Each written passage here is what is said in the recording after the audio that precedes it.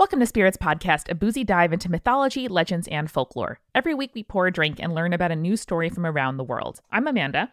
And I'm Julia. And this is episode 108, Wild Goddesses of Northern Europe. With Michelle Nickolaisen. With our good friend Michelle. We are so stoked to bring you these stories. There's a first-person angle, there are primary sources, there's good analysis. I love it so much. Michelle is extremely knowledgeable, and we were so glad to have them on the podcast. I would also totally buy a perfume or a wine titled Wild Goddesses of Northern Europe. That is 100% true. I would read that book. I would buy that wine. I would wear that perfume. I would watch that movie. I would subscribe to that podcast. And if I did buy that wine, I think the first person I would share it with would be any one of our new patrons. Marissa, Paige, Ayla, Herberg, Danica, and Catherine. And of course, our supporting producer level patrons, Philip, Julie, Christina, Eeyore, Sammy, Marie, Josie, Amara, Neil, Jessica, Phil Fresh, and Deborah, who are so loved in our eyes. Loved no more and no less than our legend level patrons. Jordan, Jess, Zoe, Sandra, Audra, Mercedes, Jack Marie, and Leanne. No one can prove this, but you are all wild goddesses of Northern Europe. And you never get acne. Whoa. You never get acne. Whoa. Lucky. Julia, remind us what we were drinking during this episode. Amanda, I would like to say that we were drinking some really obscure, local, handcrafted mead, but we were all just drinking spiked seltzer. Yeah, we were. Well, speaking of spiked drinks, this week I just wanted to recommend mulling your own cider. Apple cider is great. You buy it in a grocery store, ideally unfiltered or with some cool local apple. But cider is so much better when you put it on a stove. Let that girl simmer. Let that girl reduce. Let him go down 1/3 or even 1/2 in volume. Put some cinnamon sticks in there. Put some star anise, some cloves. I have learned the arts of mulling cider from friend of the pod, Eric Silver, and I'm not going back. Then you have some warm cider. It's potent. It's delish. If you have a sensitive tum like me, you can get lots of flavor in a small volume.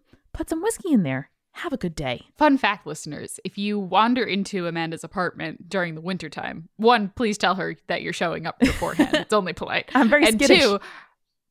And two, her apartment always smells really nice because she's always got cider just on the stove, making things smell nice. It's great. If not cider, then just a big stock pot of water with oranges and cinnamon. It's just a smell that you can't go wrong with. It's true. You know what else we can't go wrong with? Our two sponsors this week, Skillshare, where Skillshare.com/spirits gets you 2 months of premium, not $4.99, listeners, for free, or Calm.com/spirits, where 25% off a Calm premium subscription is yours for the having. Oh my God, yes. That was such a long sentence to have in that tone, and I am proud of myself. You did very good. And I want to hear more, but we'll hear more later on in the episode. Absolutely. But I would like to tell our listeners before we get to the episode about, hey, remember, our live show in January in Seattle. We are going to be there. We're going to be doing 2 different shows with 2 different guests. Paul Bay, who was on a previous episode of Spirits, will be our guest for one of the nights. And the other one, we will have a special guest that you don't know about yet. Everybody, you haven't met them, but they are great. And it's going to be super fun. So go to bit.ly/multitude in Seattle to get your tickets now. Yeah, come hang out with us. It's going to be fun. We want to do a boatload more shows in the future, and helping us start out January with a strong showing and a full house and, dare I say it, a sold-out crowd would be awesome. It would be amazing. And we love you preemptively for coming. Also, a reminder, if you are one of our $4 and above patrons, we are doing an extra special every month, your Urban Legends episode. So if you've been thinking about, I'd like to maybe throw an extra couple bucks Spirits way, now you have more of an incentive to do that. Yo! We're releasing the first one sometime in the next few days, in the next week. Editor Eric has to decide. And we could not be more excited about doing more Legends and sharing that with our supporters on Patreon. Alrighty, so without further ado, enjoy Spirits Podcast episode 108, Wild Goddesses of Northern Europe with Michelle Nickolaisen. All right, we are joined this week by Michelle Nickolaisen. They're a writer, a podcaster. They make amazing shows like Serendipity City and Unplaced. Michelle, thank you so much for joining us. Yes, thank you for having me. And so I'm curious because I think we talked a little bit about what you're going to be doing, but I am also going to be pleasantly surprised. What are we going to be talking about this week? So my original outline, as I referenced before we started recording, I originally wanted to talk about like all of Norse and Germanic mythology through a queer feminist lens. But that is not something you can cover in an hour. Sounds like a good spin-off podcast. Yes. For sure. So the things that I kind of honed in on, and we're going to talk about a lot of stuff branched out from here. I originally wanted to talk about Loki a little bit more, but I listened to the other 2 episodes on Norse mythology, and y'all got to talk about Loki already. I just think Loki is really interesting as a figure because he has sort of become like the patron saint of like, not saint, but of like non-binary pagans. It's like genderqueer Loki. Yeah, it's really entertaining to me because he's become like, it's almost a running joke among like the non-binary pagans that I know. Like all of us work with Loki. It's but I don't really have a lot to add other than that. So that's fair. As far as the mythology, y'all covered most of that last time. So I wanted to hone in on 2 goddesses in particular, Freya and Perchta. And y'all got to talk about Freya a little bit. Not enough.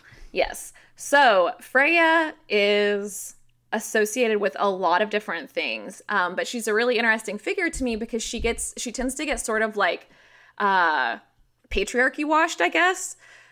She's like commonly referred to, she tends to get painted as like the goddess of like love and beauty, or like almost kind of airheaded in some retellings of the myths I've noticed, which is really interesting to me because there's not necessarily a lot of basis for that in like the historical documents. Aphrodite kind of falls into that category too, where she tends to be kind of airheaded. Oh, just, love and relationships and stuff. And it's so much more than that. Beauty. What else could she mean? Yeah, and there's like, it's really interesting because there's a lot more there. And we know that Freya was really beloved because there's like a ton, one of the ways that archaeologists kind of like guess to like the societal importance of a deity is by like place names. And Freya, especially in like Sweden and Norway, there's a ton of place names associated with Freya. That's cool. And with her brother Freyr. So Freya and Freyr were twins.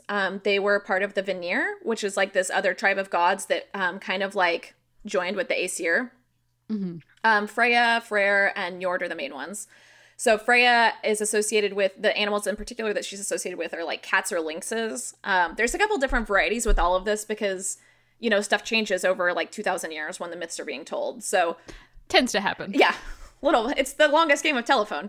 So like a lot of people picture like her chariot being drawn by like house cats. The original translation probably indicates that they were more like lynxes or something, which makes more sense. Makes more sense. Both are adorable though. Yes, very adorable. She's got a lot of cool animals. She's also associated with birds of prey, particularly falcons. She had a falcon feather cloak. Yeah. So, which is interesting because Perchta is also associated with birds of prey. So that is going to come up again. So the falcon cloak also gave her shape-shifting powers, and she let Loki borrow it once or twice for his shenanigans flying back and forth. Can I interject for just a minute? Very early on in Spirits, I asked a question about a shape-shifting cloak that I remembered from literature, but I could not remember what the book was. And we have gotten like 40 or 50 emails from people, which is so kind, being like, I know it's 3 years later and I'm pretty sure you've realized it, but it's Lyriel by Garth Nix. And so it is. But it right now reminds me so much of that. Like I hadn't heard of shape-shifting cloaks anywhere else, but there is in Lyriel this like elaborately like spell woven garment that actually lets you shapeshift. Yeah, and you guys touched on this some in like the other Norse mythology episodes. It's really fascinating how so much fantasy. It's really fascinating to me because I'm pagan, and I've been pagan for more of my life than not, and have like amusing anecdotes related to that. But like it's really interesting to me that Norse mythology and Germanic mythology influenced so much of high fantasy, and yet so much of high fantasy, it's like it's this weird mix of like the trappings of Norse mythology, but often with like a fairly Christian like worldview. Not Lyriel in particular, but thinking of like Tolkien, or Narnia was also like Greco-Roman mythology. But like there's that same thing there where there's a lot of these things that are trappings of mythology, and Narnia in particular. That's one of my funny stories, is that like I grew up out in the woods, and so I was like, from like day one, I was super into animism before I knew what the word was. And my mom got me to read the Narnia. Like I read the entire Narnia series when I was in like 1st or 2nd grade. And my mom's like, dang, Michelle, that is way too early for those books. I was a weird kid. But my mom, my mom is like, so when I finished it, she's like, so did you get the metaphors about Jesus? And I'm like, no, but I do understand that dryads are a thing. Like I was like, there's a word for this. There's a word for the tree spirits that I already thought existed. So that is amazing. It had rather the opposite intended effect. You're like, oh, Jesus? Like, no. Forest spirits. Yeah. There was another incident in 2nd grade. This is a slight digression. Okay, well, no, yes. please. I find it extremely entertaining, looking back. I don't know where I got any of these ideas, but in 2nd grade, I was in the school library, and I wanted to, I grew up in very rural Missouri. Like, my graduating class was 65 people. Wow. Like, I was like a total weirdo. Probably the only reason I didn't get beat up on a regular basis was because we all had known each other since kindergarten. In 2nd grade, I wanted to read this book, and I don't know why it was in the elementary school library in Diamond, but I remember this book as being like a very old book with one of those cloth covers on like old-timey superstitions, and my mom swears up, down, and backwards that it had witchcraft in the title somewhere. Either way, I don't know why it was in the school library, but I wanted to read it. And the librarian told me that it was too hard for me and made me read. She was like, this is too hard for you. You can't read it. And she made me read, I think it was How to Eat Fried Worms instead. Worse, librarian. Yeah. Normally, I'm always pro-librarian, but in this case, no. We were not getting the cream of the crop in Diamond, Missouri. I was really upset by this, and I went home, and my parents, my father especially, has like the same anti-authority streak that I do. So this like really pissed my dad off. And he went into the school library the next morning and brought like a stack of books that I could read, and is like, listen, Michelle can read all of this stuff. There is no reason that they can't read this book. Like, you need to let my kid read whatever they want to read. And got the librarian to admit that it was a subject matter thing versus like a difficulty level. And he's like, okay, well, we're her parents. We get to decide that. So I get to read the book. And then 2 days later, I got sent home with a note from my teacher saying that I needed to stop teaching, that I was teaching the other children witchcraft symbols on the playground, and I needed to stop doing that. Icon. I mean, that's fair. I love it. At least you were spreading the knowledge that you were learning. I think that's the important part. My first instinct was like, let me teach all of you this charm against the evil eye that I learned in this 1940s book that's in our library for some reason. They took the book out of the library after that. That doesn't surprise me after that. So that's where I'm coming from. And I don't remember. Oh yeah, we got there through like fantasy. Yeah, syncretism in fantasy. Yeah, it's interesting to me. But back to Freya, who also is associated with magic, so there's a tie in there too.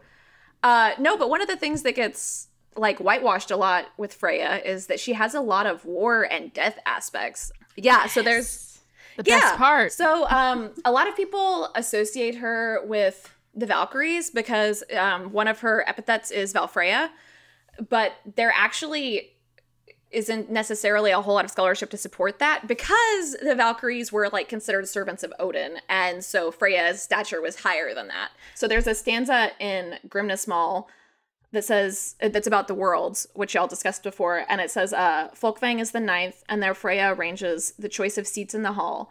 Half the slain she chooses every day, and half Odin owns. And so because of that specific wording, the theory is that she actually gets the first pick of the battle dead. And depending on who's translating it, it's made more clear.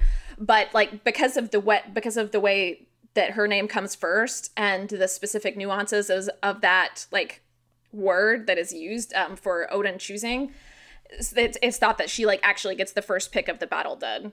I love that. That is so cool. I love that. She's a boss. She also, her boar's name, her and her brother Freya were both associated with boars very strongly. And she, when she's not riding her chariot, she rides a boar named Hildisvini, which is battle swine.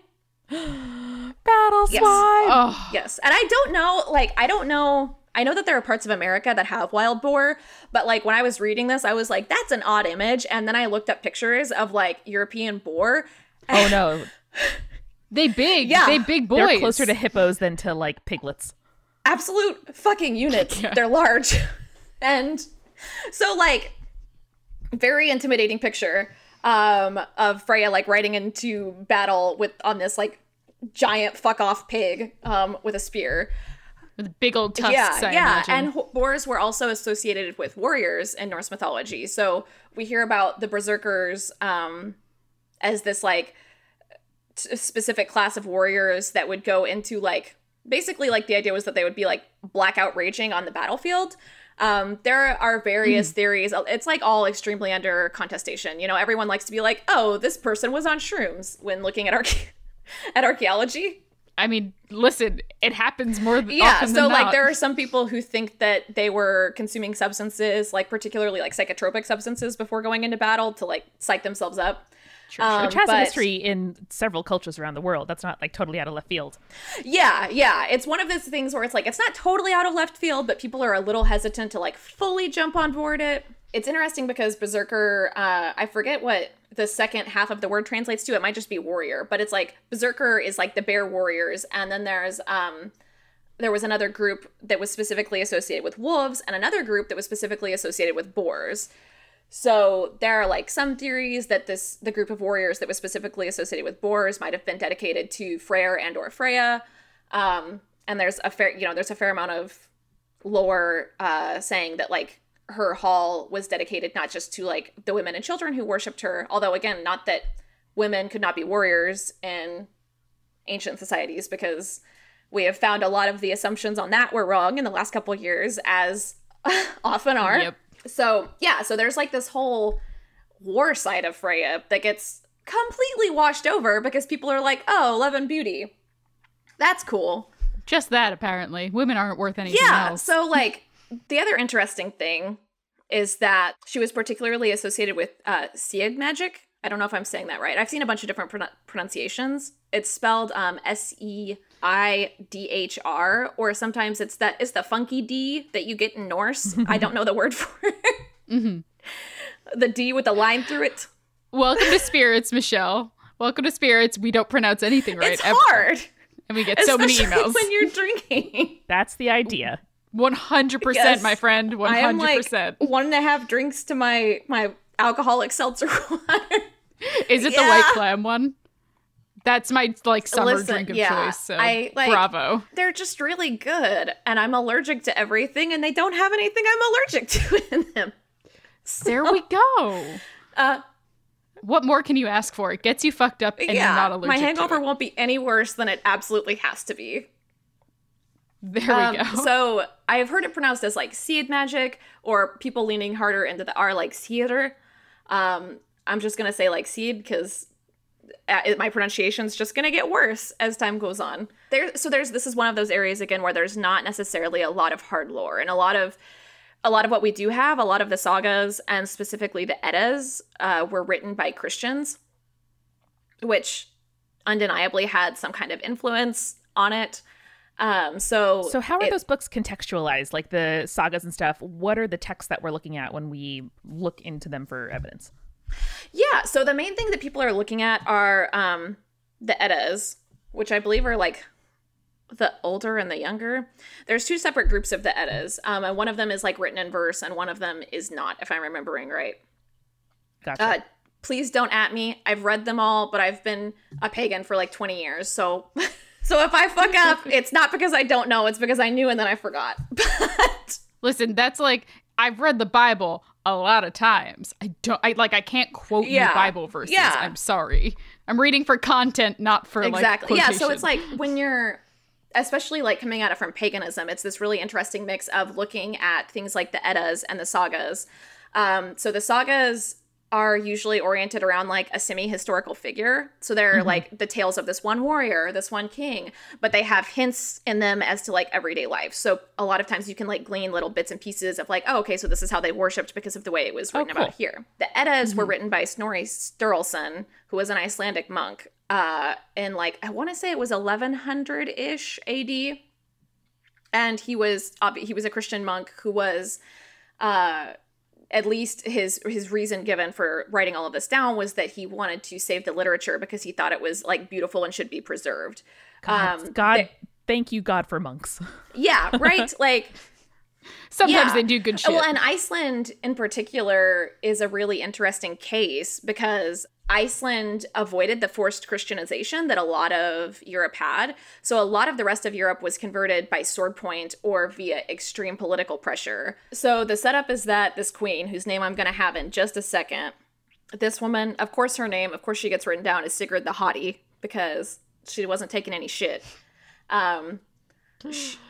She was I thought you said hottie for a second, like, oh, she's hot, which I was like, I was gonna be like, yeah, fucking patriarchy. Play. Come on, revisionist history, am I right? Nah, she's just haughty as fuck.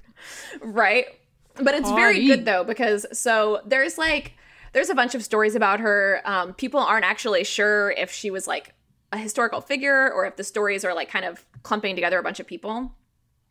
But basically this guy, Olaf Tryggvason, who was the king of Norway at the time, was courting her for marriage. But he told her that she would need to convert to Christianity. And she was like, well, I'm not going to do that. I want to stay with the faith of my ancestors. And he slapped her across the face and called her a heathen bitch.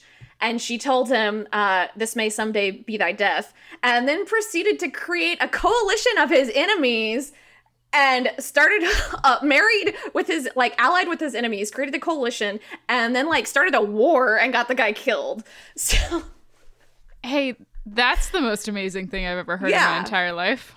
Very cool. Yeah. So I like that particular story. Girl power, hashtag. Burn it down. Right? Just burn it down. It's some Game of Thrones shit. But yeah, so like there was a lot of political pressure to Christianize. And even when there wasn't, like, there was also like literal martial power. There's more than one story of like Charlemagne's men converting a village and then like coming back through a year or two later and the village hadn't stayed converted and they just like literally burned it to the ground. Like men, women, and children, killed everyone. So a lot of Europe had been forcibly Christianized, and because of that, there was a lot of records that were destroyed. Iceland is a really interesting case because since they're so far away from most of Europe, they had been able to resist Christianization for a long time. And there was this yearly gathering called the Thing, or the Althing, I think it is. So they like have this yearly gathering, which is basically where all of like the tribal leaders, the religious leaders, everybody's meeting up and they're trying to figure out what to do with this increased pressure to Christianize. And one of the dudes, whose name I don't remember, but one of the dudes, who's like the head religious dude right now, says that he's going to like go into a trance state, probably a seed state actually, and like divine what to do about this. So he like goes under and spends like 2 days under the cloak in like this trance state figuring out what to do. And when he comes out, he's like, okay, we should Christianize. And everybody is super pissed at him because of this. But the thing is that because they willingly converted, they were allowed to do whatever they want in their own home. So there was like none of this like raising villages to the ground like there were other places in Europe. Right. And because of that, there are folk practices in Iceland that like stay maintained to this day. There's like an unbroken historical lineage in Iceland, which is really fascinating. And we know a lot of cool stuff because of that. But that's also probably the fact that it wasn't like quite so stigmatized because they had converted willingly is also probably part of why Snorri Sturluson could write down all these stories. Totally makes sense. I love a good conversion story. I don't love a good conversion story, but when it has a nice synchronization and the tradition gets to continue even though it's been converted, that's the best that situation can and go. It's really cool because at one point, like I remember it's really cool to see to be able to learn more about this like now, because you know when I basically started doing research into this stuff when I first, like, as soon as I learned what the word pagan meant, I was like, oh, that's it. That's me. So I was like, Yeah, I was like Found 12 or 13. So this was like back in the dark ages of like GeoCities and like flickering fairy cursors. Like, yeah, so there was. I remember those. I remember those cursors. It was bad. It was very bad. But now, like, because of the internet being so widespread, there's a lot of bad things that it can do, obviously. But it's really cool that, like, I can look at the traditions of somebody in Iceland who has, like, a fairly unbroken lineage going back 1,000 years and see the similarities in my own practices. There's also a Pennsylvania Dutch, which is a misnomer. They're, like, German. Yeah, they're German. But there's like a Pennsylvania Dutch branch of heathenism called Urglave, Urglaawe, and they've been like checked out by anthropologists, and they also have, it's been blended with Christianity and like folk magic over the years, but they have like an unbroken lineage of like heathen beliefs, which we can touch on again in a second because like Perchta comes up there. That's so interesting. I've never heard of that before. Yeah, like, and a lot of people don't know about it. And no, I just think it's really fascinating because, like, there's this is like probably a little bit of inside baseball, but in paganism, there's communities that are strictly Reconstructionist, which means that they're looking at specifically the details that they can glean from archaeological digs or from the sagas or from the Eddas and building their practice on that. And me, like, I much more prefer to like look at the evolution of things over time and be like, okay, so we can surmise that like this is a reasonable thing to do. It doesn't make any sense to me to try and reconstruct practices like in some specific part of Germany in 850 AD because I don't live in Germany in 850 AD. That's fair enough. Because of that, Urglave is really fascinating to like practitioners like me because there's a lot there that, if I'm remembering right, they also don't demonize Loki in the same way that a lot of like American asexual groups demonize. Like Loki is like a really fucking contentious figure in American asexual and heathenism, and I don't think that, if I'm remembering right, I don't think Urglave demonizes him the same way, and I don't think the Icelandic heathens do either. It's like asexual Failgjard. I don't know how to say it. It's a very long Icelandic name. But yeah, so it's super fascinating. And what does heathen mean in this context? The original etymology of heathen is like of the heath, and it was basically like what Roman conquerors called like the uncivilized barbarians of like Northern Europe and like the Celts. So in modern day context within pagan circles, like heathen usually is like kind of heathen usually means like some sort of like Germanic Norse-based polytheist practice. Asexual tends to be used by people that are really specifically focused on like Scandinavian and Norse practices. And over time, my practice has got much more like I work with like the Norse pantheon, but also have like continental Germanic deities. And also Brigid showed up at some point. And then there's also like Slavic deities in there. So like I just use heathen as kind of a catch-all for me. But that's like sort of that's a rough paintbrush of the context. Does that help? That does help. I'd only ever heard it as like there's Christian and then there's heathen. And that's really useful. Like I had no idea it was of geographic origin. But that also means that it makes sense why the witches in Macbeth say they're to meet upon the heath. Or rather, upon the heath, there to meet. I love you guys. That's immediately where my brain went to. And I'm sure we can both reconstruct the like specific syntax with which the women who played the witches in our high school production said it. There to meet with Macbeth. Come, Grey Malkin, paddock calls. That was the cutest shit. We ribbit. What was the third animal sound? I know it's cat call, ribbit. What was the third one, Amanda? There's thunder. Okay, it's probably Come, the Grey thunder, Malkin, then. Paddock calls, anon. Yeah, I think it was just like thunder or something, Okay. And then it was cool. anon. Amanda did the sound cues, so I knew she would remember. Julia, you heard right. Skillshare is back with a better offer. Now, you can get 2 months of their premium membership for free, not for 99 cents, at Skillshare.com/spirits.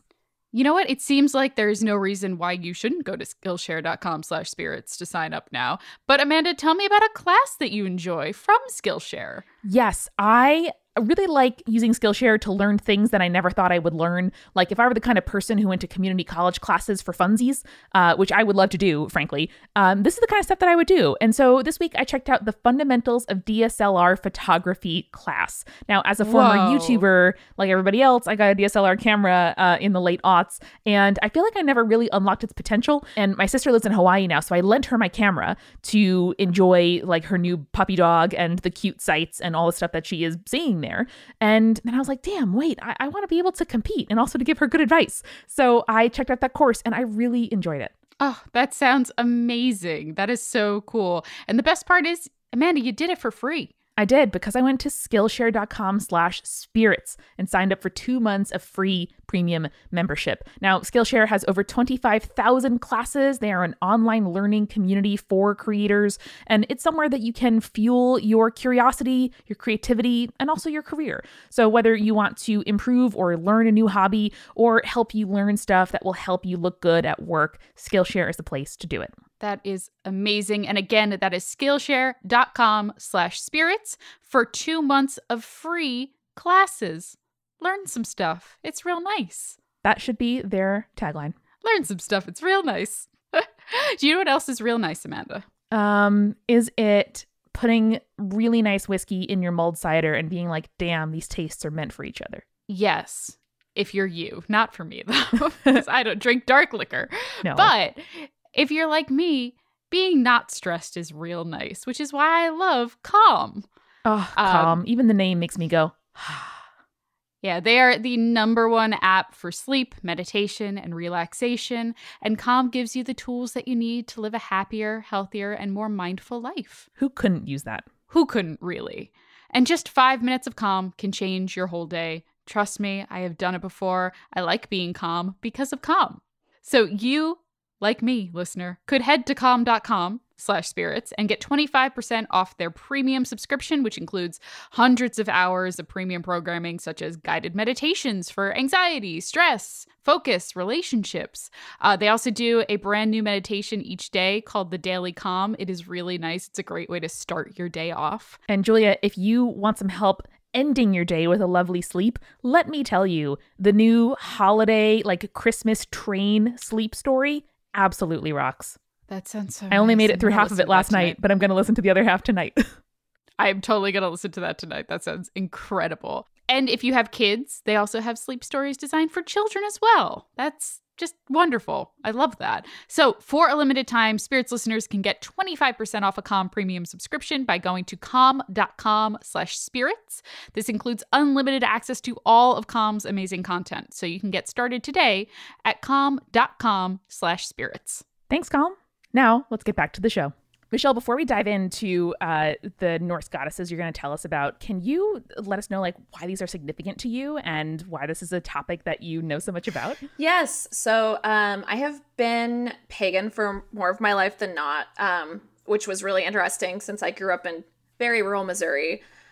Basically, I learned what the word meant around like 12 or 13 through like internet research and was immediately like recognized it in myself.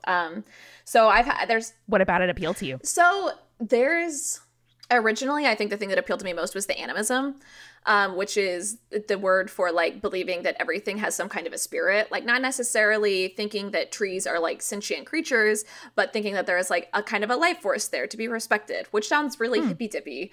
But the interesting thing is that in indigenous religions around the world, by which I mean not just like in America, but also in like, you know, like pre-Christian religions in Europe and Russia and basically everywhere, a lot of the two common traits are ancestor veneration and animism, and pretty much everywhere. Mm-hmm. Polytheism is really common, but not like it's not necessarily an exclusive thing. There are indigenous religions that are monotheist or duotheist, or like soft polytheist. And at some point I was more of like a soft polytheist, which is thinking that like all the gods are part of like one god or like facets of one god. At this point, Thank you for defining that. I was going to think about it for the next hour. It's also such a great term. It's so good. It's so good. Like my t-shirt that says soft butch. Very different, but I love the word soft in context to an adjective. Yeah. So well, and duotheism, like there are several Wiccan traditions that are duotheist, which like is believing that like all gods are like part of one god, all goddesses are part of one goddess. That was like never super my jam, which is funny because like as like a 30-year-old, I'm like, oh, like the gender binary is bullshit. Like this is totally a societal construction. But it was like never super my jam. At one point I was more of a soft polytheist. At this point I'm like specifically a hard polytheist, although there are cases where I think that where I'm like, okay, these two deities are similar enough that I feel like even though they have like slightly different names or epithets, that like I think that it's safe to say that these are like the same kind of entity. That seems pretty reasonable historically. Yeah. Right. And we've talked about that a little bit in episodes. Inanna is a great example where she ties into many other goddesses in cultures that surrounded the area. Yeah. And there is like Perchta is an interesting case of that, which we can get to in a minute. But yeah, I think that at this point in my life, it's one of those things where it's like, you know, I don't know, like I've had enough weird experiences that there are reasons that I believe the things I do, but I also feel like believing it makes me a better person. Like wanting to leave behind a better world for my literal or figurative offspring is something that comes from my faith, because there's like this very strong emphasis on honoring your ancestors, but also like taking care of your descendants. And I don't plan on having biological children, so that's like more figurative for me. But it's like, you know, we don't want to like trash the earth or like create a bad legacy or create something that like you don't want to build a shitty house for somebody else to live in. That's rude. Yeah, that's true. Animism has always been important to me. And polytheism just makes more sense to me at this, it always made more sense to me than monotheism. And I think like just having grown up in the kind of cultural Christianity that we have in America, and specifically in like the Bible Belt where I grew up, I think that was part of why I was drawn to like soft polytheism at first, because if you, it's really interesting to me because people act like the idea of polytheism is fucking bananas. Like if you even like people who are like relatively cultured. Like I've talked to people who are like, you know, like live in Austin and have lived in Austin for a while and have like, you know, 4 or 6 year college degrees, and you say the word polytheism and they look at you like you're just bonkers. Well, when you described soft polytheism, I was like, oh, the Trinity. I yeah, get it. Yeah, like, cool. And that's another thing where I fall short, because like my family, like we were not super religious. Like my mother is nominally Christian, but I think she's very interesting because she's like nominally Christian, but also thinks that God is a woman and never goes to church. And I'm like, do you why though? Why do you okay. And my dad was raised like super strict Mormon, so he doesn't want anything to do with organized religion at all. So I wasn't raised like incredibly Christian. I just kind of have like and I didn't go to church for very often. Like when I started to get curious about things spiritually, I like went to church with my grandma, who's Mormon, for like a year or two and got baptized. And even at the time, like we were having these conversations where, you know, I'm like 8 or 9 years old and sitting in the back seat and I'm like, Grandma, if Heavenly Father, if God is our Heavenly Father, does that mean that Mother Nature is our Heavenly Mother? And she's like, no, like, where did you get these ideas? This is so it was never like a great fit. And as soon as I found paganism, I was like, oh, this makes much more sense. And it also like doesn't tell me that you're like possessed or going to hell or like something horrible, like if you see ghosts or if you think that like trees have spirits or something like that, you know? Sure. And so do some of these Norse gods and goddesses make up part of is pantheon the right word, or like your deities as well? Yes. So I came to Norse mythology, or the Norse pantheon, I guess, probably when I was like 18, I think. So I've been working within the specific context for like 12 years now, I believe. Oh God, that's so long. And my personal practice now, I started working specifically within like a Norse mythology practice. And we say Norse, but like it's kind of a catch-all. Like you know, a lot of the written sources that we have are Icelandic. A lot of the deities originated in like continental Germany and then sort of spread as the tribes did. But like I was working within this like Norse context, like specifically with the Norse deities. Freya sort of always stuck out to me right away. And then like over the years, my practices got a little bit looser so that it is like I work with more continental. I still have like sort of that same loose framework and use like the Germanic or like Norse terms for things, like the land Vatir, whites. Like whites is the anglicized version. but that's like the word for spirit. So there's like land wights, there's the house wight. But if you've done, you know, like if you look at like pre-Christian European religions, there's so much overlap when it comes to like the building blocks. It's like, okay, everybody had like ancestor veneration, and like everybody had house spirits, and everybody had land spirits, and then like you had the particular pantheon of deities. So I work within like a loosely Germanic context. At this point, my personal pantheon is like Freya, Perchta, Velnius, who is a like Baltic underworld deity. Baba Yaga has a spot on the altar, but is not like a huge part of my personal practice. Brigid, which makes sense because I'm a writer. So it sounds like you're able to kind of develop something really personal from different traditions, many of which probably informed one another. And that sounds really good. It means a lot to me. Obviously, because I'm now like several hundred, if not $1,000 into this devotional sleeve that I've got going on here. Which tattoo sleeve. I don't know how much sense that makes out of context, but it means, yeah. I've talked about mine probably. Yeah. It means it's like, it's been a really positive force in my life. It's unfortunate that there are really shitty aspects, like there are, especially in like Ace-a-True, which is part of the reason I was never super big on using the label Ace-a-True for myself, because of this, because of like both there being super strict Reconstructionist groups who kind of just like are assholes, but also there's a lot of attitudes and like more mainstream Ace-a-True that are very like white supremacist to various degrees, even when they aren't like outright white supremacists, which like, you know, there were people at Charlottesville like marching with runes on their banners, which is stupid because the Vikings were like a cultural melting pot. Also, like that's like a whole other rant that I could go on, but there's I totally understand. Anyone can take anything and bend it to a, you know, perverted purpose. Yeah, well, and like there's just not any historical basis for it. Like the Vikings culturally, like, I mean, aside from the concept of the white race being a very modern societal construct, like the Vikings traded with all kinds of people. There were brown Vikings, there were black Vikings. Like we have historical evidence of this. They also had like, the society was certainly not like perfect, just like any historical society is not perfect, but Vikings, like a lot of Norse and Germanic society was far less like, people want to paint it as a place with like super strict gender roles, and there's not necessarily historical evidence for that either. Women could own property.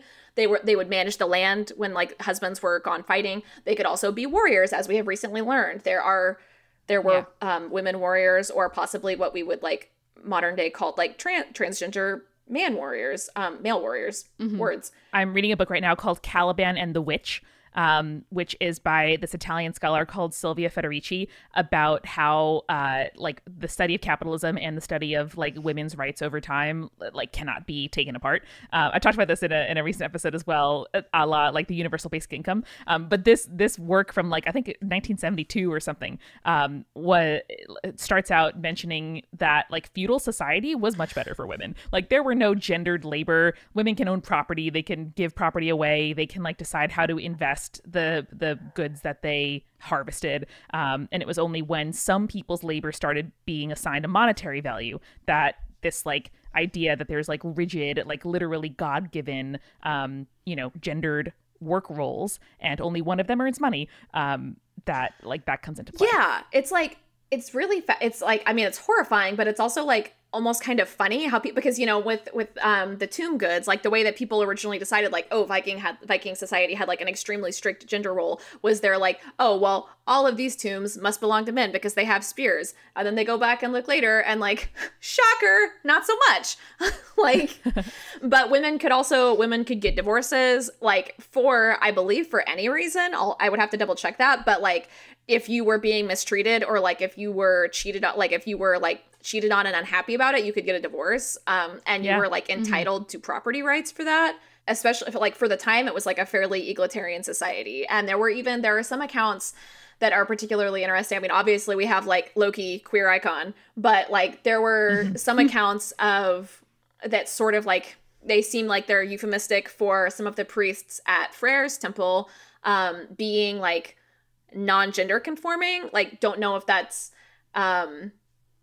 if that would be read as like gay or transgender or queer, because all of like these languages, these words don't necessarily translate one-to-one to ancient cultures, but there's like a specific account that's talking about like, oh, like the priests of Freyr are so feminine and they dance around in a womanly way with like bells on their ankles and things that like would specifically not be associated with like the standard man role, right? Sure. So it is really interesting, and a lot of this gets washed over in like very frustrating ways, and it's very frustrating to see people who don't know what they're talking about using you know things that are like very important to me for shitty means. Yeah, not all things that used to happen in history are suitable to do now, and not all the things you want to do now that just feel regressive were present in history. I feel the same way when people are like, oh, well, the singular they is ungrammatical. Sorry, my guy. It was used as far back as like 600 years ago. And also on Top Chef in like 2007. And I just, there is no space for it. There's no time for it. Get your etymology right. I love your key historical points in history. I've been watching really old Top Chef, and I've seen your tweets. They are using the singular they when they don't want to gender the contestant that won. And they're doing it in 2007. And no one's doing a hoopla about it. Come on. Doing a hoopla. Back to our Icelandic monk. So I'm so glad you remembered what our point was, that we I wrote down Icelandic monk. Oh, thank Bless God. you, Amanda. So because of this like one dude who did the seed magic, like Iceland was able to retain a lot of their traditions. But seed as like a magic system, a lot of people sort of catch all like Norse magic into like seed and Galder, and tend to like think of Galder as being like rune magic, like creating bind runes or like carving runes on things, chanting runes. There's like, it's kind of one of those things where whatever distinctions we make at this point are a little arbitrary, because there are accounts of seed magic that involve the runes as well. The runes are the alphabet. So the runic alphabet, the Elder Futhark has 24 symbols. Each has a name that also has like a meaning. So Fehu means it's F, and it means like cow. I think it means cow. It might mean like, no, it's not oxen because that's Uruz. So it's associated with like prosperity because of like Freya. Because cows. So seed magic sometimes gets referred to as like shamanistic magic. In like anthropology, shamanistic, which is such a clunky word and it doesn't sound right, but I think it's right. I think that's the right word. Yeah, I'm pretty sure that's correct. Yeah, so like in an anthropological context, when people say shamanistic, they're kind of referring to like this idea of like going into a trance and journeying to the other world, or like bringing spirits to you while you're in a trance state. It's not necessarily referring specifically to Native American practices, even though that's like the context that we see it a lot in everyday life. Yeah. But so some people refer to seed as like a shamanistic style of magic. It did involve like trance states and some kind of like, there's stories of using like a distaff, like you would use for spinning, like pounding it on the ground to create a kind of rhythm. It involves like in the sagas, it's typically referred to when people are talking about like seeing or changing fate, like telling a prophecy, giving a blessing or giving a curse. So there's like some interesting tie-ins there with like, you know, Sleeping Beauty and the spinning wheel and the curses, right? And then we've got like this historical like distaff. But at any rate, Freya taught seed to Odin. I can't remember if this is like strictly a modern theory or not, but there are several people who will say that their best guess is that Freya taught seeds to Odin and returned to Odin teaching her the secrets of the runes. And there's also some theory that like due to the trance states thing, that the shape-shifting is related to that with like the falcon cloak. And then sort of later, as people stopped saying seeds as much and it's began to get like sort of translated or just referred to as like witchcraft, which is really interesting because, you know, speaking of like people demeaning women's areas of work, like there's a whole thing there. And there's a really interesting book. It's like a short book, but it was somebody's thesis called Cunning Folk and Familiar Spirits, which talks about like witchcraft in England and Ireland not just for the longest time, there was this theory that like everybody who was burned as a witch like was not actually practicing any kind of paganism, and it was like considered like if you thought that, then you were using bad academia, basically. I don't know if that's word, if that sentence makes sense, right? Yeah, well, for a long time, this was like the going academic theory was like, oh, these women were just persecuted for being weird or whatever. But like as the texts were studied again, as Christianity became less of like a driving academic force, there's actually like a fair amount of evidence that the people who were like persecuted were practicing like sort of like a pre-Christian framework. Like folk magic. Yeah. And specifically like there's evidence to trans states. And one of the things that's interesting that she talks about in Cunning Folk and Familiar Spirits is that there are multiple accounts from like English and Irish and Scottish witches who were like persecuted or burned at the stake. They talk about like the Lady of Elfheim. And Elfheim is an anglicized version of Alfheim, which is the land of the elves that Freya's brother, was said to rule over. So that's like a little interesting connection there. I like that. Yeah. Wow. Every time you say the title of that monograph, I get this like surge of adrenaline. Like, let me open my library browser right now. Yeah, it's really good. It is expensive. I think it's like $50 on Amazon or something. But you can get it through, I think you can get it through JSTOR, and you can also get it through Interlibrary Loan. Yes. What I've also done is write the publisher and be like, I have a podcast. Can you send me a copy? And then they email me a PDF. And it's beautiful. I might do that because like I read this. Oh yeah. No, for research. Yeah. I mean, it's legit. Like research copies, review copies, and you know, you cite your sources if you end up using it. Like it's real. Often the authors want people to see these texts, and it's not up to them. They don't with the want prices. to charge that much. Yeah. And it's really good. I'm sure that since then there's been other stuff. I probably read this, like it's probably been 7 years since I read this. So there very well might have been other stuff. At one point, researching all of this was like my main hobby, and now I have a full-time job and do 2 podcasts, so I can't. But mood. So the last thing about Freya that I wanted to talk about was sort of like the sex and beauty aspects, because like it's interesting to me because Freya gets referred to as like a love goddess a lot, and I would not necessarily characterize her as a love goddess. Like I would characterize her realm as more of like sex and lust. But it's interesting because, like, of course she got referred to as a love goddess because, like, we can't say, oh, this is a sex goddess, you know, because that would be... Can't say sex. That's not cool. And there's a really interesting... And she also ruled over fertility, which is, like, if you look at her sort of, like, associated animals, you know, cats and boars, like, yeah. But there's a really interesting specific case study of this, which is that she has... a gold and amber necklace. I think it's just referred to as gold in the story, actually. I'm not sure if like amber, I think amber might be like a modern add-on that sort of like several people came to this conclusion. It's called Brisingamen. And the story is that she wanted this necklace. And so she like slept with the 4 dwarves who made it as payment. She spent one night with each of the dwarves. The later Christianization of this story, it turns into this whole weird thing where it's like, oh, she wanted this necklace. So these like evil, cunning dwarves tricked her and then raped her. And then she like was sent home crying with this necklace. There's like a particular Victorian retelling that's very bad. Yikes. Yeah. But in the original, no. Yeah. But in the original, it's like she wanted it. So like she used sex as payment for it. And then she like gets this cool necklace and she's not bothered by it at all. That's a much better story. Yeah. And in one of the y'all talked about Loki talking shit at the Flighting of Loki, I think is the name of the saga, I think. But like one of the things that's kind of funny, because one of the things that he says to Freya is he's like, you've slept with everyone in this hall, including your brother. And Njord is like, hey, Njord is Freya's father, is like, hey, as long as her husband doesn't have a problem with it, like who cares who she sleeps with? Hey, yeah, like, that's true. And Freya herself doesn't really take offense until he says like, oh, you slept with your brother too. And then she gets offended. So like in modern paganism, like there's Freya, you know, where Loki tends to attract like non-binary and trans and queer people. Freya definitely seems to attract Freya like has been adopted by a lot of like sex workers, bisexual and pansexual people, polyamorous people. Like we all get along really great with Freya. So.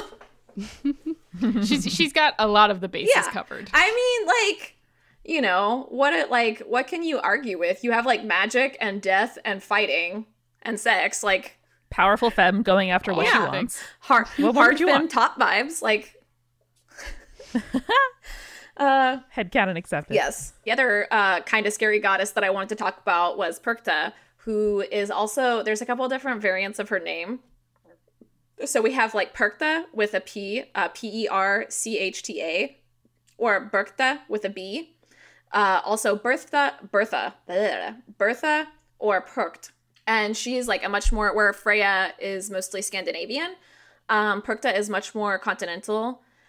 Mostly the stories and references and practices that we have for her are in areas that are now like Upper German and Austrian regions of the Alps. And she's particularly interesting because despite the like forced Christianization that these areas went through, there are still practices that are like clearly related to her. She doesn't get mentioned in any of like the high myths or the sagas or the Eddas, since that's all Scandinavian oriented. There are some really interesting overlaps, though, which I'll touch on in a minute. But she has, in stories, she has two forms. She is typically portrayed as either like this beautiful, bright young woman with like shining hair, or as like this hideous, scary old hag. Me also. How I feel inside my house versus how I feel in my selfies. Right? She's a really interesting figure because there's another figure that we'll talk about in a minute called Froholda, who's also like strictly Germanic, not really attested to in like Scandinavian sources. Froholda is often displayed like in villages, and she is particularly associated with one specific mountain whose name I can't recall right now. But Perchta is referred to as wild, like in the original sense of this woman belongs to the forest, this goddess belongs to the forest. She's associated with like groves, with glens. Sometimes there's a couple of stories where she's said to like dwell in a cave, but she's never shown living in a village or in like a cultured part of nature, like cornfields. She's not really associated with those. One of the most common and striking motifs around Perchta is, and one of her epithets is belly slitter, Perchta belly slitter. I love that. That's such a good name. So it's intense, but it's really interesting because there are like these stories where she's particularly associated with wintertime. And one of her, like her feast day kind of got subsumed by Epiphany, Berchtentag, the Feast of Epiphany, which is like early January. But there are like these stories where she'll come around on her feast day, and if like the housework wasn't done, or if things aren't being taken care of properly, she would like cut open your stomach and stuff it with straw. Whoa. Yeah. That sounds like my mother-in-law. But it's really interesting because there's a lot of, if you're looking for more sources on her, there's not a lot. There are some really interesting papers by Lot Motz, who was like an old school anthropologist. I think a lot of this was written in like the 60s and 70s. And she says she theorizes, and this is also like my sort of theory, that this is like, that this was originally related to like an initiation of some sort, like some sort of like you're crossing the threshold into adulthood. She said specifically, stories of the education of the young by a superhuman being, especially if it takes place in the wilderness, bring to mind the practices of puberty initiation of quote unquote primitive, that's my editorializing, societies. And these separation from parental dwellings and experiences inflicted by superhuman forces are essential for the spiritual second birth and for gaining an adult status. The recurrent tale of Perchta's opening and refilling of human stomachs appears to be an initiatory motif. And she also, there's the Wild Hunt, which is like, depending on where you're at in Europe, is said to have different leaders. So like Odin is one of them, Froholda is also one of them, but Perchta is also one of them. And when she's leading it, there's like stories of mutilated men and women whose like intestines are trailing behind them is like supposed to be part of her entourage. Wow. That is some good imagery. Right. But here's like a really interesting thing is that there's a similar incident in a Scandinavian tale called Laxdæla Saga, in which there's a character, this warrior, he falls asleep and he has a vision where a woman comes to him, cuts him open, and replaces his innards with brushwood. The woman turns out to be his guardian Aedeus, which I'll explain in a second, and did this as protection. The next day, he's in battle and he's mortally wounded, and everyone thinks he's dead. But the next morning, after that, so 2 days after the original dream/vision, he wakes up and he's fine. And he says that he had this like trance state dream where the woman came back to him in the night and put his like stomach back. So in Norse mythology and cosmology, there's the concept of the Disir, which is like the women ancestors, like your ancestral guardians. So not everyone who's a woman who dies and is your ancestor becomes your Disir. The thought is sort of like it must be something you opt into because they're kind of like hands-on, as this tale indicates. And then sure. Idis is the singular for Disir. But yeah, so this story, it's interesting because a lot of the stories that we have from her are like post-Christianization. And this other story from like a different region is so similar that it's really hard to dismiss it. And it makes you wonder like, okay, like what was the original meaning of this? Like, so the going academic theory is that the more negative aspects of her character were, like I said, probably exaggerated in Christian times. One of the interesting things, though, is that when they're discussing like her dual-sided nature, they talked about her long nose or her iron nose. And a common theory is like wondering if this is an association with a bird of prey.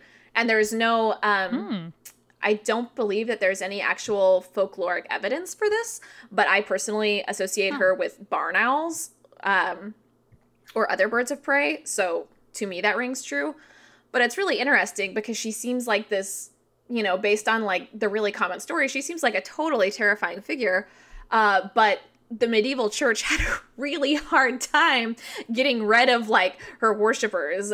They were constantly, in these like letters that we have from the period, they were constantly complaining about these sinners who wouldn't stop leaving food for Perchta on the night of her feast evening because it was supposed to help them give prosperity and well-being in the coming year. It's hard to give up. Right, yeah.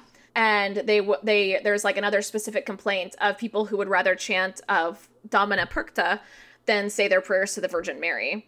So that's like this, she was like clearly a very beloved figure. One of the other interesting things that's also like really striking is that there are, I know y'all did an episode on the Krampus, and she has these creatures associated with her called Perchten, which are kind of similar. They're like these huge goat men type things. And she would have like around the time of Epiphany, when like her festival sort of like overlapped with the Christian stuff, they would like go on these marches with like bells and loud noises throughout the city. And to an outsider, this looks like weird. These look like demons, but the thinking was like, oh, we're dressing up like this and it's so scary that it's going to scare the bad forces. Like we're making all of this noise and it's going to scare the bad spirits away. And it was this whole festival dedicated to her. And there are actually like parts of the Alps where this is still done. So, yeah, there's like a lot of like other smaller pieces. She's really associated with the spindle and with spinning. There's like a lot of stories that associate her with like orphan children or lost children. She's in the pagan community, we call it UPG, which stands for Unverified Personal Gnosis. So I don't know if this is UPG or if this is like a decent academic step from the lore that we have, but to me she seems very much to be like sort of a deity of the in-between spaces. She's like of the wilderness. She is taking care of these children who died before they were named, or who were orphaned, who didn't belong to anyone. And yeah, it's and Ergleve I mentioned earlier.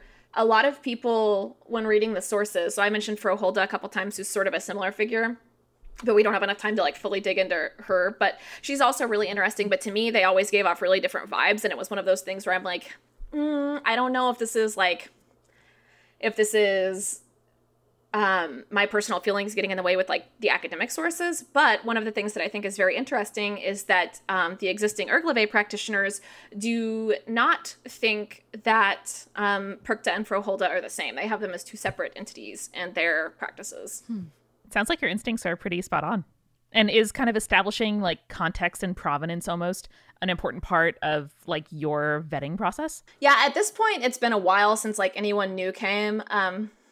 Freya has been in my life for like 12 years probably. Perchta, I would say like 8 to 10. I'm not 100% for sure. Wow. Yeah. So it was a lot of, like I said, a lot of this research that I did was was actually a while ago. And it's kind of, I had to do some refreshing for this episode, which is interesting. But it's like, if you're practicing it every day, you're not necessarily remembering like all of the academic sources. But there's like, Perchta is just like a really fascinating figure to me, because there are still practices. Like, it was so hard. She at first glance seems like this horrifying figure. Like, I had this running joke with Lisette Alvarez, who does Kalila Stormfire and who is also a practicing pagan. And like, I've been kind of mulling on the idea of what pagan horror looks like. Like, I really want to tell some kind of like a pagan horror story, because I've noticed that like so much of horror is steeped in like the patriarchy or Christianity or both. It's like, ooh, Satan's the bad guy. Yeah, it's like Satan's the bad guy and he's coming to get you. And I'm like, this isn't very scary to me though. So, the tree came alive. Yeah, cool. Right. Can I meet So them? I was like, I had this like recurring joke of talking to Lisette, and I'm like, I don't know, like, but the problem is that like we have deities like this, like, I have like this and Loki and like Velnius are like all in my personal pantheon, and those, to someone with zero context, like they all seem terrifying. But they're also, I think it's like, and this is one of the things that originally drew me to paganism, is that they represent like the, just because something isn't pretty doesn't mean it doesn't have value. And just because something doesn't fit into like a super clean cut box doesn't mean it has value. And I think that was like, for me, growing up in this like area of the country where like I did not fit in at all, like being like queer and pagan and like not having very many friends at school, and like all of this like really resonated with me from like a pretty young age, even though I didn't find Perchta until I was like 20, 22 or something. But like finding value in those who might be prickly at first glance. Yeah.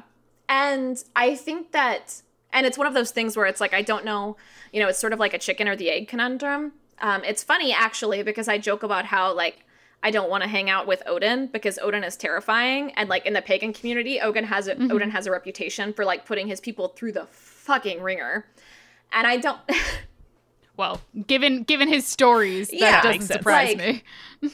So it's interesting, because it's interesting to me from, like, a chicken and the egg perspective, because, like, at the same time, I joke about not wanting to hang out with Odin, but then I look at my personal pantheon, and like I also look at like the sheer amount. I made a list because I just turned 30 and had like an existential crisis for a solid 6 weeks beforehand. Like you do. Sure.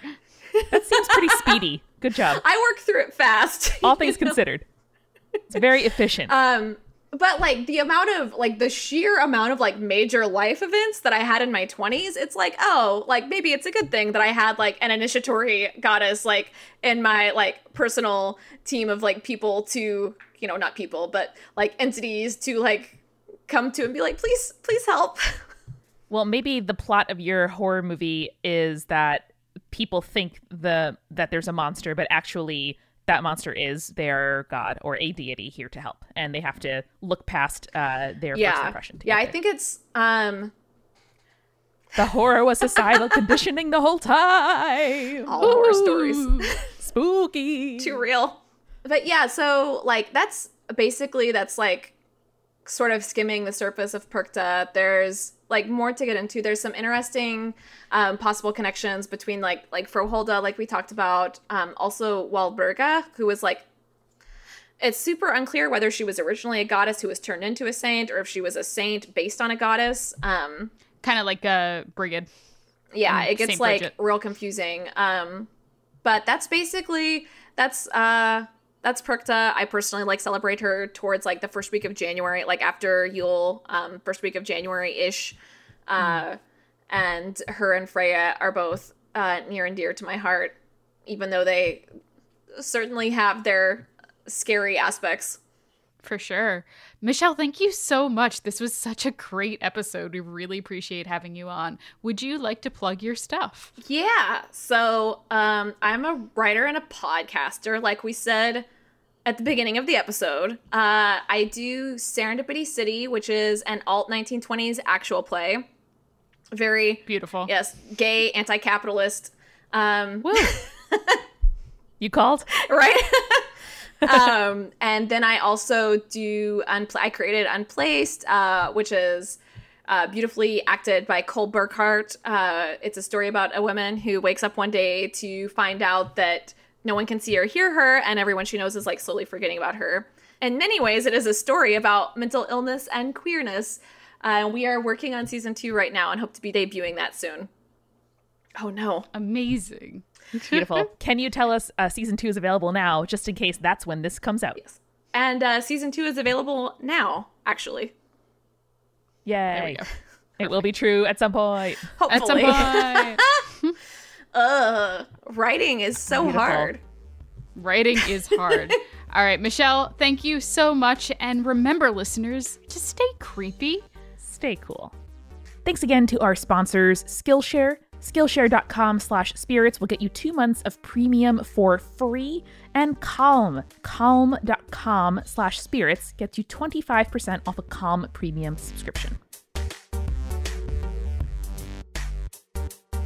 Spirits was created by Amanda McLaughlin, Julia Shafini, and Eric Schneider, with music by Kevin MacLeod and visual design by Allison Wakeman. Keep up with all things creepy and cool by following us at Spirits Podcast on Twitter, Instagram, Facebook, and Tumblr. We also have all of our episode transcripts, guest appearances, and merch on our website, as well as a form to send us your urban legends at spiritspodcast.com. Join our member community on Patreon, patreon.com/spiritspodcast, for all kinds of behind-the-scenes stuff. Just $1 gets you access to audio extras with so much more available too. Recipe cards, director's commentaries, exclusive merch, and real physical gifts. We are a founding member of Multitude, a collective of independent audio professionals. If you like Spirits, you will love the other shows that live on our website at multitude.productions. And above all else, if you liked what you heard today, please share us with your friends. That is the very best way to help us keep on growing. Thank you so much for listening. Till next time.